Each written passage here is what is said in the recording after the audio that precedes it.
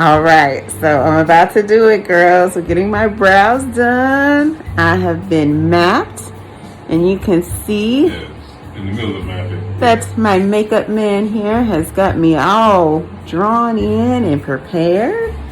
So I'm getting this, it's microblading, right, Clarence? Okay, microshading done. So stay tuned so you can see how it turns out. Here is the final map, and we are ready to rock and roll. We're all etched out. You can see where he's made the lines on the brow. And honestly, guys, I was expecting it to hurt. It didn't hurt at all, really. I mean, if you've got your eyebrows threaded before, I think threading for me was definitely worse than this process. So now we're going to move on to the other side, and we'll kind of show you that process on that side. Ladies and gents, whoever's watching the video, right here on Dr. Baker here, and what we're doing is outlining the brows. What we did prior to this step, we went ahead and we mapped our brows and made sure they were nice and even. And once that's done, as you can see here, we made a nice, beautiful brow that she agreed upon, and we agreed upon. I think it's pretty. And so what we already did with this particular brow, as you can see, before I put the numbing on, I literally just etched a line here on the top and the bottom here. So as a guide, it makes sure that both brows are symmetrical as possible to her face. And so they can be all beautiful. So yes, beautiful. She already is, but we put etching it in stone right now. Yes. We're enhancing it, right? Yes. So what we're going to do now is we're going to do a smear with some of the ink that we're using here. We're using an Expresso, which is very complementary to her complexion, and it's also complementary to her hair color, her natural hair color, okay? And she has golden undertones in her skin, and what we want to do is match that as closely. As you can see, Expresso is quite dark, but what happens is with these pigments, they go on,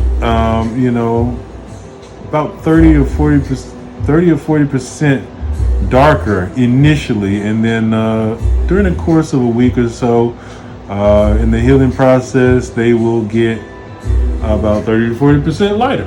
Okay, and it's going to look pretty much identical to this color. So right now we're going to go ahead and smear in some of the ink, and then what we're going to do, we're going to take a clean Q-tip here, and we're going to take some of this numbing cream that I use as a topical, and we're going to blend that in, and we're going to get all between those hairs that we have here, and also allow the ink to go a little bit below the surface, and it gives me a little bit better view in depth of the skin that was broken with the needle on the first pass. Was that first pass was pretty comfortable, right? Yeah, I mean, I was thinking that it was really gonna hurt, but it didn't at all. I was thinking more of like a tattoo. I have a couple tattoos, and those were, they were bearable, but they were pretty painful. Mm-hmm. This process I felt was like just as easy as getting a wax or a thread. Correct.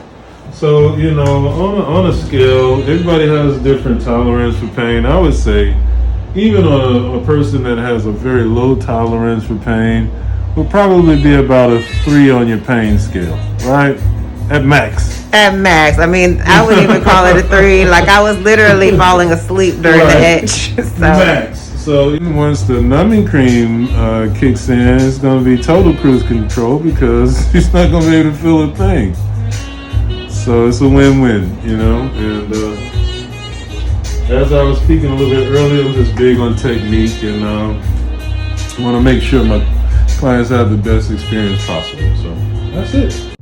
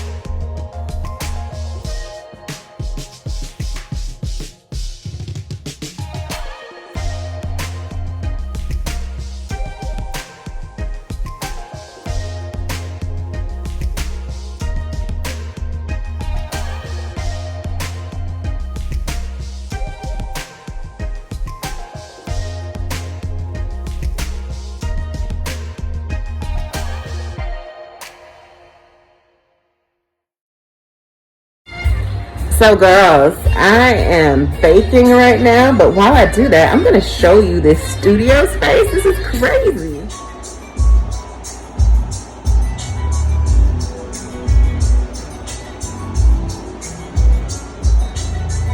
The chair where the magic happens here. And I love this 3D wall. So just such a really chill space to come get your makeup, your brows, your lashes done. So check out my man Hileywood. So my brows are baking now, and I was just telling Clarence, it's so funny that when we do circumcisions on little baby boys, we do the same thing. We put numbing medicine and we put plastic around it so that they get nice and numb. So this is hilarious to me.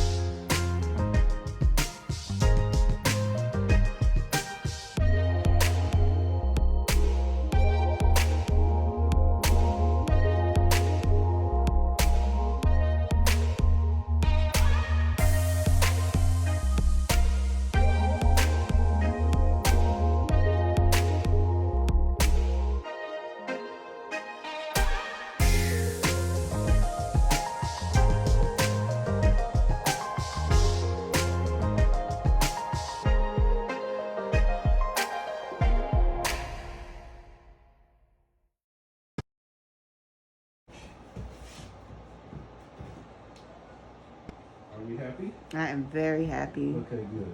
I need to hear it. It ain't about me. At all. Never is. I was so pleased with how my brows turned out. They look so good, and it is going to save me so much time in the morning from having to pencil in my brows. So here's me when I came in to see Hileywood to get my brows done.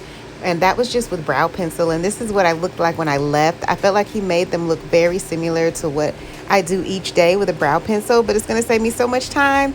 Love you, Hileywood. Love my brows. Peace.